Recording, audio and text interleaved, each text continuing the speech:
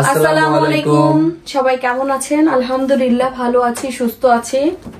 তো ব্লগটা শুরু করলাম। আজকে ব্লগ শুরু করছি। ইনি শোরুম থেকে আসলো, এসে ফ্রেশ হইলো দুজন একসাথে। আমিও নামাজ পড়ে উঠলাম, নামাজ শেষ করে দুজনে মিলে একসাথে ভাবলাম যে ব্লগটা শুরু করি।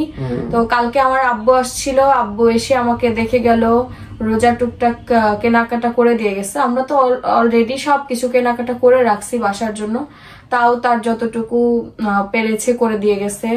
আর সব থেকে বড় কথা, সে আমাকে দেখতে আসছে, আমার আব্বু দেখতে আসছে যে আমি কেমন আছি, ভালো আছি কিনা। ফোনে তো আমাদের প্রতিদিনই কথা হয়, আম্মু আব্বুর সাথে প্রতিদিনই কথা হয়, আব্বু প্রতিদিনই খবর নেয় আমার। তারপর আসে না একটু এসে দেখে যাওয়া। আর দাদি যাওয়ার পর থেকে বাড়ির পরিস্থিতিটা পুরাই অন্যরকম চেঞ্জ হয়ে গেছে। যাই হোক, সবাই আমার দাদির জন্য দোয়া করবেন, আমার ফ্যামিলির জন্য দোয়া করবেন, যে যেখানেই থাকুক ভালো থাকুক, সুস্থ থাকুক। তো ওনাকে হচ্ছে আব্বু যাওয়ার সময় এবার এটা দেওয়ার দরকার ছিল না, কারণ প্রথম এটা ঠিক আছে, কিন্তু এখন তার তো আমি ছেলে, ঠিক আছে, এটা দেওয়া ঠিক না, দেওয়া ঠিক না। তারপরেও তোমাকে দিছে। ঈদ তো প্রতি বছর ঘুরে ঘুরে একবারেই আসে না, এজন্য আমরাই তাদের দিব। এখন আমাদের তো ইনশাআল্লাহ না, আমরাও আম্মু আব্বুর জন্য মার্কেট করব, কারণ আম্মু আব্বু এখন ওই পরিস্থিতিতে নাই যে গিয়ে মার্কেট করবে। ঢাকা থেকে টুকটাক কেনাকাটা এনার জন্য আমার জন্য করে নিয়ে আসছে, তো ওগুলো কালকে দিয়ে গেছে আমাকে।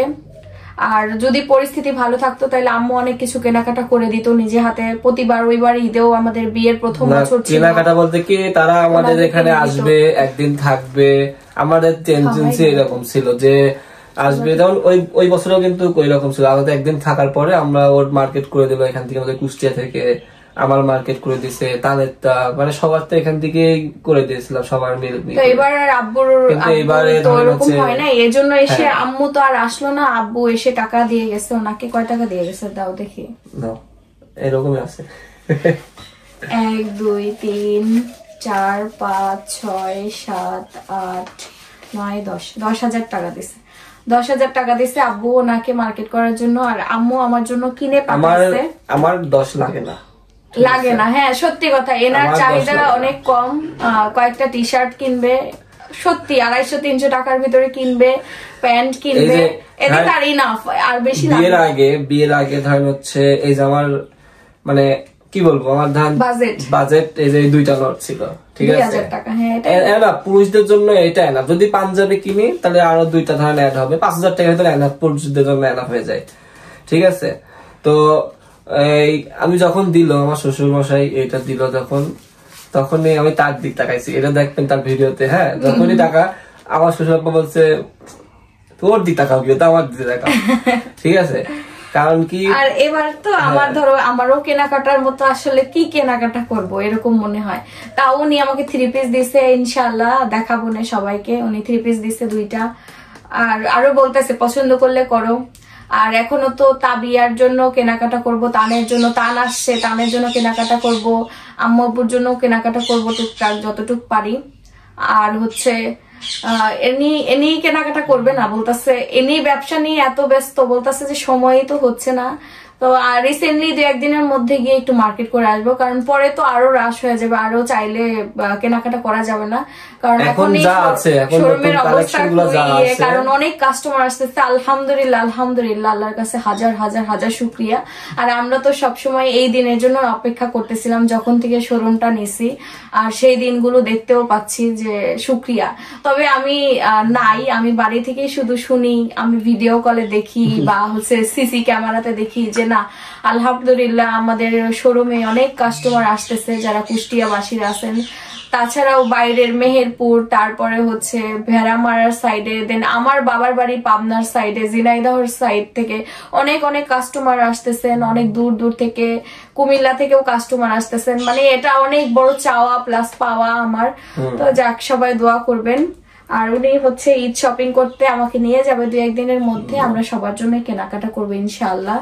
সবার, দুই বাপ মা ভাই, মানে আমরা তো তানেরটা ভাই বলি, ঠিক আছে, আমার ছোট ভাই ছোট বোন, ঠিক আছে, এরা তো ধরেন আপন ভাই বোন নাই, তবে আমরা মাহি আসিফকে সব সময় আমি সবসময় আমার নিজের ভাই বোনের মতো দেখি। আমি দেখেন না, আমি তুই করে বলি, কারণ ওদের আমি আমার তানকে যেমন তুই করে বলি, আমি তাবিয়া ছোট, তাবিয়া যখন বড় হবে সেম আমার মুখ দিয়ে তুই চলে আসবে। এখনো ছোট বাচ্চা মানুষ, এর জন্য। আর যখন ও বড় হবে তখন ও আমার আরো কাছের হয়ে যাবে, ও আমার বলার সঙ্গী হবে, আমার সুখ দুঃখ সবকিছু আমি সবটা ওর সাথে শেয়ার করতে পারবো। সেম আসিফ মাহিকেও আমি তুই করে বলি, কারণ ওরা আমার ভাই বোনের মতো, আমি ভাই বোনের মতো ওদের স্নেহ করি, আদর করি, ভালোবাসি। তো এটাই হচ্ছে কথা, যে ও আমার ফ্যামিলিকে, উনিও আমার ফ্যামিলিকে অনেক ভালোবাসে। আমিও তার ফ্যামিলির প্রত্যেকটা মানুষকে নিজের করে নেওয়ার চেষ্টা করি, যতটুকু পারি চেষ্টা করি। হয়তোবা কোনো সময় কোনো কিছুতে আমার কমতি হইতে পারে, যেটা আমি নিজে বুঝি না, আমার নিজের অজান্তে হয়ে যেতে পারে, কিন্তু যতটুকু আমার সাধ্যে আমি আমার শ্বশুর বাড়ির প্রতিটা ফ্যামিলিকে আপন করার চেষ্টা করি। আর আপনারা কম বেশি দেখেন যে আমাকে আমার শ্বশুর বাড়ির আশেপাশে, প্লাস আমার শ্বশুর শাশুড়ি, আমার চাচা শ্বশুর, চাচি শাশুড়ি সবাই আমাকে ভালোবাসে, কারণ আমি তাদের ভালোবাসি বিধায় তারা আমাকে ভালোবাসে। আসলে ভালোবাসাটা কখনোই একতরফা থেকে হয় না, দোতরফা থেকে হতে হবে, দুই সাইড থেকে হতে হবে, দুই সাইড থেকে সম্মান প্লাস ভালোবাসা হতে হবে। আমি সব সময় চিন্তা করি যে আমি তাদের নিয়ে থাকবো, তাদের নিয়ে বাঁচবো, ইভেন তাদের ছায়ায় আমি থাকবো, তাদের নিয়ে আমি চিন্তা ভাবনা করি। ইনশাআল্লাহ এক সময় তারা আমার ছায়ায় থাকবে, তারা আমার ভালোবাসায় থাকবে। আমি এটা সব সময় বলি, ভাবি, চিন্তা করি। এখন আল্লাহ তাআলা যতদিন বাঁচায় রাখবে, তাদের দেখাশোনা করে যেন রাখতে পারি, আর তাদের সাথে ভালো একটা বন্ডিং যেন রাখতে পারি। আর তার বাড়িতে, মানে আমার শ্বশুর বাড়িতে ধরেন যদি ওর যদি একটা বড় ভাই থাকতো, তাহলে আমাদের প্রতি আমাদের অত কেয়ার করা প্রয়োজন ছিলই না, হালকা করলে কিন্তু হয়ে যেত। কিন্তু এখন আমি ধরেন ওই বংশের, তার বংশে, মানে তার বড় জামা হিসাবে কিন্তু এখন বড় জামাই আর ছেলে, ঠিক আছে। কারণ আমার শ্বশুর শাশুড়ি কোনো সময় জামাই সম্বোধন করে না, ছেলে, যেখানে বলে এটা হচ্ছে আমার ছেলে, ঠিক আছে। তো এখন তান ছোট, তাবিয়াও ছোট, ওই বড়, আর ওর হাজবেন্ড হিসাবে আমি ওই বংশের বড় জামাই। সেক্ষেত্রে ধরেন ওর ফ্যামিলিটা আমাদের ফ্যামিলির থেকেও ছোট, কারণ কি ওর ফুপ্পি আর ওর আব্বু, সেক্ষেত্রে ফুপ্পি তো থাকে বাইরে, সেটা আপনারা সবাই জানেন, আর আব্বু আম্মু তান তাবিয়া, আর কেউ নেই, চাচা চাচিও কিন্তু একদম ছোট্ট একটা পরিবার, সবাই দেখেন। এজন্য আসলে আমি এখানে থাকলেও আমার তো এই যে দাদি যাওয়ার পরে মনে হইতেছে আরো, মানে পরিবারটা আরো ছোট হয়ে গেছে, একদম ক্ষুদ্র পরিবার হয়ে গেছে, এরকম মনে হয়। তো আমার ভেতরটা আসলে আমি নিজেই ফিল করি যে আমার আম্মু আব্বু শুধু একা আছে, মানে আমি অনেক টেনশন করি এখন যে তারা যেন সব সময় ভালো থাকে, এটাই আর। আর হচ্ছে যদি ওর প্রেগন্যান্সি, এখন সেই সময়, এই সময় যেন ডাক্তার দেখানো আর বারবার নিয়ে যাওয়া, একটু সেজন্য এখানে আছে। আপনারা অনেকে বলছেন যে তুমি এই সময় তুমি ওই বাড়িতে থাকো না কেন, ঠিক আছে, ওখানে থাকবে, আমার আম্মু আব্বুর না নাই, আমি এখানে ডক্টর দেখাচ্ছি বারবার। আমি যদি গাড়ি দিয়ে যাই আসি, অ্যাক্সিডেন্টালি একটা কিছু হয়েও যেতে পারে, ঠিক না? আল্লাহ মালিক চাইলে, আল্লাহ মালিক যদি চায় যে তোমার কিচ্ছু হবে না, কিছুই হবে না, সেই দেখার মালিক, সেই যা হবে আর কি। তো তারপরেও না আছে না একটু সেফটি থাকার। আমার শরীরের কন্ডিশন তো বুঝতে হবে, তুমি বারবার বাবার বাড়িতে যেতে পারবে না, বারবার আসতে পারবো না, কিন্তু বাবার বাড়ির পরিস্থিতিও তেমন একটা ভালো না, আমি কিন্তু বুঝি, কি করবো বলেন তো। আমার আবার এই যে টিকা, রিসেন্টলি আবার একটা টিকা দেওয়া লাগবে, আবার ডক্টর দেখানো লাগবে। আর এখন যেহেতু মানে শেষের দিকটা, এখন আরো বেশি ডক্টরের করতে হয়, ডক্টরের কাছে যেতে হয়, একটু হইলেই টেনশন হয়। তো এই আর কি, এজন্য এখানে থাকতেছি। আর আমার আম্মু আব্বুর না নাই, আম্মু আব্বু বলতেছে তোমার এখন ইচ্ছা করলে এখনই চলে আসো। আমার আব্বু তো নেওয়ার জন্য পাগল, কারণ আমার বাড়িতে এখন কেউ নাই, পুরো বাড়িটা ফাঁকা। আমি গেলে আর উল্টা আমার বাবা মা অনেক খুশি হয়, কিন্তু আমি পরিস্থিতির কারণে থাকতে পারছি না। আর ওইখানে তো আমি ডক্টর দেখাই নেই শুরু থেকেই, আর আম্মু আব্বু বলতেছে যেহেতু শুরু থেকে এখানে ডক্টর দেখাইতেছে, এখানে তো সিজারের পর ইনশাল্লাহ আমি আমার বাবার বাড়িতে গিয়েই থাকবো। যেহেতু দাদি নাই, দাদি থাকলে এক কথা ছিল, দাদি দেখতো ফ্যামিলি, ওদিকে বাড়ি দেখতো, আম্মু এসে এখানে থাকতো, কিন্তু এখন দাদি নাই, এখন না থাকাতে আমার তো বাড়িতেই যাওয়া লাগবে। এখন ওখানে যাওয়ার পরে কিছুদিন থেকে যদি শরীর সুস্থ থাকে, আর অসুস্থ থাকলে আল্লাহ মালিক জানে কি হবে, জানি না, তারপরও আর যদি সুস্থ থাকি তাহলে তো বাড়িতে যাব, গিয়ে বাচ্চা কাচ্চা তো নানি বাড়িতেই থাকে, তারপর ওখান থেকে আসবো, এখানে আসবো, আমার বাড়ি, কোনো নাই, আমার দুইটাই আমার বাড়ি, দুইটাই আমার ফ্যামিলি, দুইটাই আমার বাবা মা, দুইটার প্রতি আমার দায়িত্ব আছে, এটাই। আর কি তারাও আমাকে ভালোবাসে, আমিও তাদেরকে এই যে তাদের ভালোবাসার জন্য মানে তারা তার মেয়েকে দূরে দেয় নাই, ঠিক আছে, যাতে সে দ্রুত তার মেয়েকে কাছে পায়। তার দাদিও যখন বলছিল যে না আমার বড় নাতনিকে আমি আমার মেয়ের মতো, মানে তার ফুবুর মতো দূরে বিয়ে দিবে না, তার বড় নাতনিকে কাছে, তখন এই যে কুষ্টিয়াতে আমার সাথে বিয়ে হয়। এই যে এখন এই যে বিপদ, তারপরে তার এটা প্রয়োজনে আমি কিন্তু ইচ্ছা করলে আমার এই একদিনে কিন্তু আমি 10 বার 20 বারও কিন্তু যাওয়া আসা করতে পারি। হ্যাঁ, এখানে কুষ্টিয়া টু রূপপুর এটা 2 জেলা হতে পারে, কিন্তু কাছে আমাদের বাড়িটা খুবই কাছে, অতটাও দূরে না আবার একদম কাছেও না। যে অনেক সময় হয় না যে ঝড়গাঝাটি হইলেই বাপের বাড়িতে চলে যায়, অতটাও কাছে না। হ্যাঁ, যে ঝড়গাঝাটি করলাম আবার শ্বশুর বাড়ি থেকে আবার বাপের বাড়ি 5 মিনিট পরে চলে গেলাম, অতটাও কাছে না। তো যা আছে মোটামুটি এটাই মনে হয় যে একটা ভালো একটা ডিস্টেন্স, যে সব সময়ের জন্য সমস্যা হলেও যাওয়া যাবে, মনে হবে দূর কিন্তু মনে হবে কাছে আবার, ঠিক আছে। আবার মনে হবে কি মানে মনে মানে 1 পা দিলাম শ্বশুর বাড়ি 1 পা দিলাম বাপের বাড়ি, ঠিক আছে, সেরকমও না। তো যাই হোক সবকিছু নিয়ে আপনাদের ওনার জন্য একটা টি শার্ট কিনে পাঠাইছে, এর মধ্যে ওনাকে একটা টি শার্ট কিনে দিছে। ধরো দেখাও টি শার্টটা। আমার শাশুড়ির কালেকশন অন্যরকম না, আম্মুর চয়েস অনেক ভালো, ফার্স্ট থেকে খুব সুন্দর চয়েস তার। এই যে এই দেখেন এই টি শার্টটা ওনাকে এটা একদম কার মতো লাগছে না টি শার্টটা, এরকম ডিজাইন যারা পরে, ওই যে আলপনা, এটা হচ্ছে নেপাল, নেপাল, হ্যাঁ ইন্দোনেশিয়া, যারা এইসব ঘুরতে গেলে ঠিকই বলছে, ইন্দোনেশিয়াতে এই টাইপের টি শার্ট। আমার আব্বু একবার গেছিল, মাথায় বড় টুপি, ঠিক আছে, আমার আব্বু গেছিল আমাদের জন্য নিয়ে বিচে ঘুরতে হবে। আমার আব্বু 6,500 টাকা দিয়ে একটা টি শার্ট কিনে দিছিল আমাকে, ওগুলোর টাকার অনেক। আচ্ছা, এটা সুন্দর হয়েছে, এই যে এটা কিনে দিছে। আর আমার জন্য কিছু জিনিস কিনে দিছে আম্মু, সেটাও দেখাই। তো এখানে হচ্ছে আমার জন্য কি কি কিনে দিছে আম্মু সেটা দেখাই।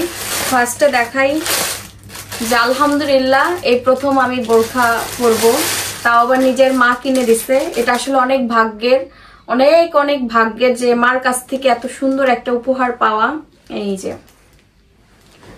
এটা হচ্ছে কালো, একদম ব্ল্যাক, আম্মুর পছন্দেই কেনা হয়েছে। আম্মুকে বলছি ফার্স্টে আমি ব্ল্যাক কালারের বোরখাই পরবো, তারপর আম্মু এবার বোরখা কিনছে আমার জন্য। এই যে এটা ব্ল্যাক কালারের মধ্যে, এটা কার কেমন লাগছে জানাবেন। হ্যাঁ, কালোই পরবো ফার্স্টে ভাবছি, তো আম্মু ওরকম কালোই কিনছে।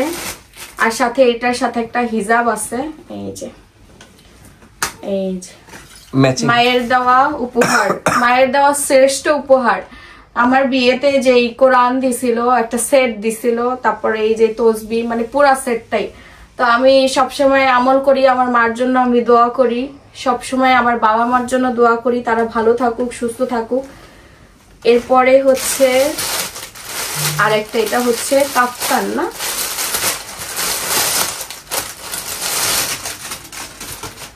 এই যে এটা হচ্ছে একটা কাফতান। এখন তো ধরেন প্রেগনেন্সির সময় ঝটপট এইটা পরলেই হয়ে যাবে, আর একটা ওড়না বা একটা হিজাব কিছু একটা নিলেই হয়ে যাবে। দেখেন কাফতান, একটা কাফতান প্রিন্টের সুন্দর আছে।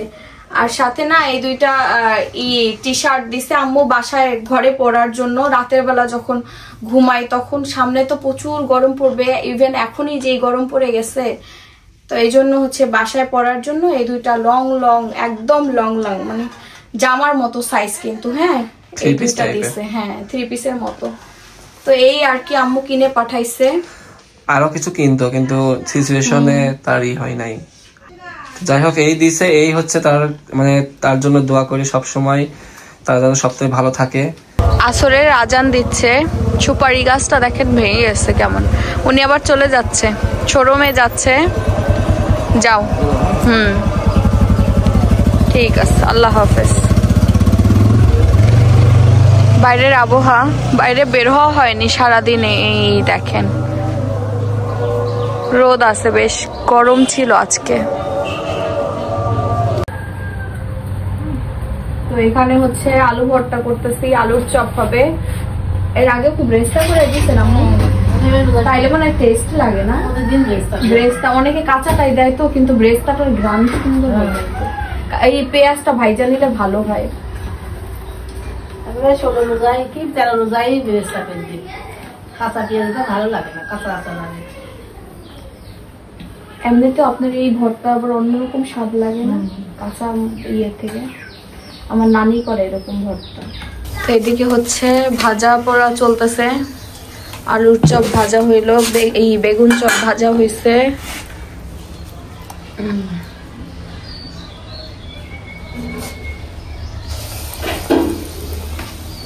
তো এদিকে হচ্ছে চাচির ইফতারি রান্না শেষ, ইফতারি ভাজা পোড়া, ওই যে ভাজা পোড়া সব শেষ। আর এদিকে হচ্ছে শাক রান্না হচ্ছে, লাল শাক।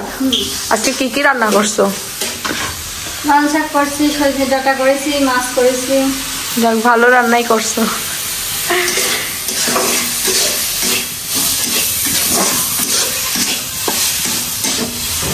আজকে ইফতারি করতে বসছি আমরা সব মেয়ে মানুষ। ওই যে আমার ফুপ্পি শাশুড়ি, না আমার ননদ, আমার শাশুড়ি মা, আমার চাচি শাশুড়ি, সব আমি, কারণ পুরুষ মানুষ একজনও নাই।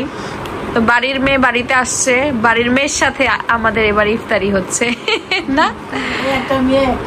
হ্যাঁ, এই যে একটা মেয়ে, এই যে একটা বুড়া মেয়ে, মানে বয়স্ক মেয়ে, আর এলো ইয়াং মেয়ে না?